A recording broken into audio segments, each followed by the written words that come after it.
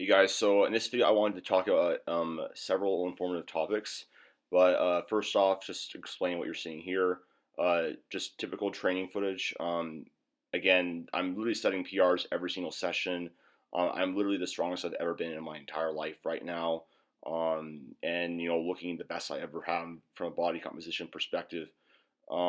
Just things are going really well overall, and I really just can't complain. Um, Fatigue is definitely catching up to me at this point in my training cycle, but it's expected, and I'm kind of tapering off volume a little bit more. So, feeling beat at this point is kind of expected. And as my program evolves, since it has some sort of linear periodization component to it, I'm going to start lowering off the volume I've been accumulating, and going to be going into higher intensities and lower reps in order to shed some fatigue and really build that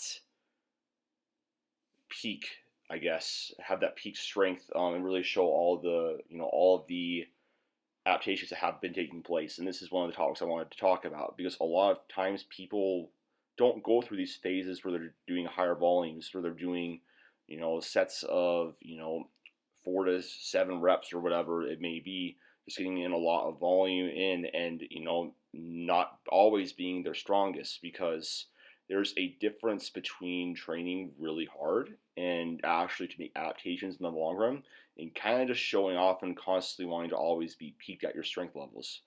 The reality is that the longer that you train, you're going to accumulate fatigue, and productive training is going to be fatigue inducing. Now, fatigue is going to impair your ability to actually perform on your compound movements at maximal intensities.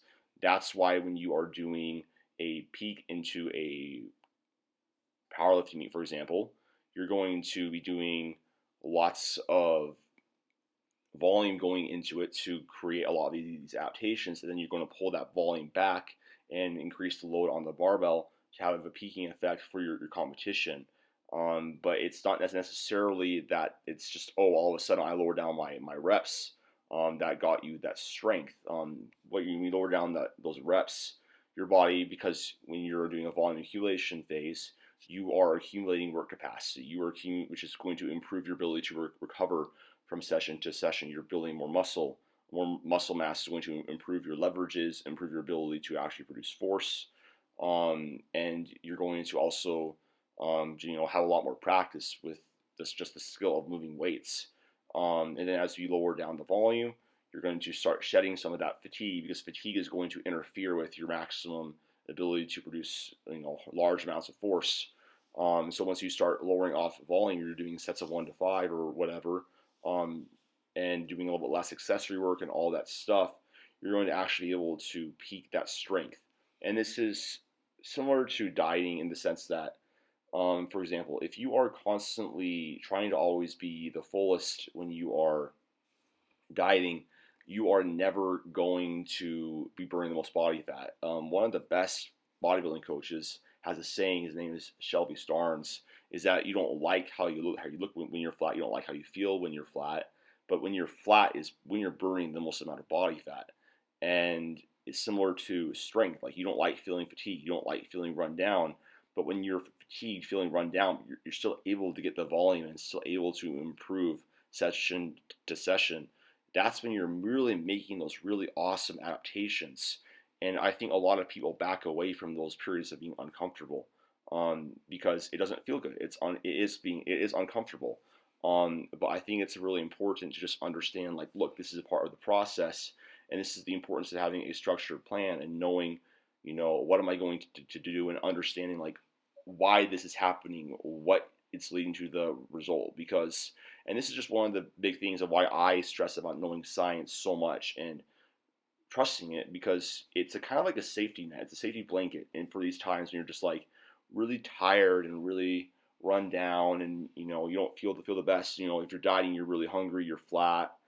Training is hard to get through. If you're peaking for a powerlifting meet, you just feel exhausted all the time. You don't really have the highest amount of psychological arousal or motivation to go into your session. But you still go in, you still do it, you still trust your process, because you are a machine. You are running a system that should work. So, I guess my main thing here is progress comes in waves, and you're going to have pulsations. You're going to have peaks and valleys, and how you feel throughout it. But that's why it's important to have a plan and to stick to that plan and to be real and honest with yourself about, are you willing to actually push through this sucky period to get to that end result? Because when you push through that, those last few weeks of volume, when you're tired, and then you start tapering down your volume, you're doing more singles, more doubles, more triples, whatever it may be, you're going to be able to really start showing off in your training. But if you're always trying to show off in your training, you're not really going to be making the most progress. So that's something I did want to just kind of go over as the main point of this video.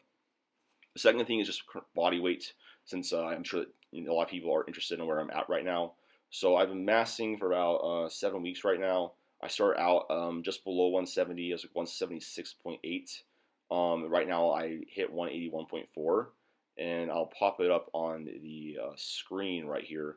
But you can kind of see my weekly averages and how my weight's been going up. And something that I want to just stress out to everybody is that weight loss, weight gain, weight maintenance is not linear, and that's why I say it's really important, especially in weight loss or weight gain phases, to know what your maintenance calories are, assign your calorie surplus or deficit accordingly, and trust thermodynamics and kind of let your body weight do its thing. Because if you get too attached to the scale and the numbers that it's saying, and you start being really reactive to that, I find that's a really big problem for many people when they want to make long-term progress, because the reality is that your body weight is going to do its thing. Your body weight fluctuates for so many different reasons. You're going to have some weeks when you're gaining weight where randomly you gain 1.2 pounds, like I did this past week, 181.4 pounds. You're going to have some weeks on a deficit where you're in a deficit but you don't lose weight for whatever reason. Then all of a sudden you lose 3 pounds. So trust the process, trust the system that you've put for yourself, and trust thermodynamics, and be sure that you are actually tracking all of these variables that you need to be tracking in order to make sure that you are on track and that you are, things are all going according to plan. So that's my advice: be logical, be rational, don't become emotionally attached to variables, and execute your plan. So that's everything for this video. Hope you guys enjoyed it. Training's going well. I'm really excited for what's to come. Just feeling awesome right now. And yeah, if you guys are interested in coaching or programs, click the link down below to apply. And if you guys have any questions, just ask them down below. I'll get to them. Talk soon.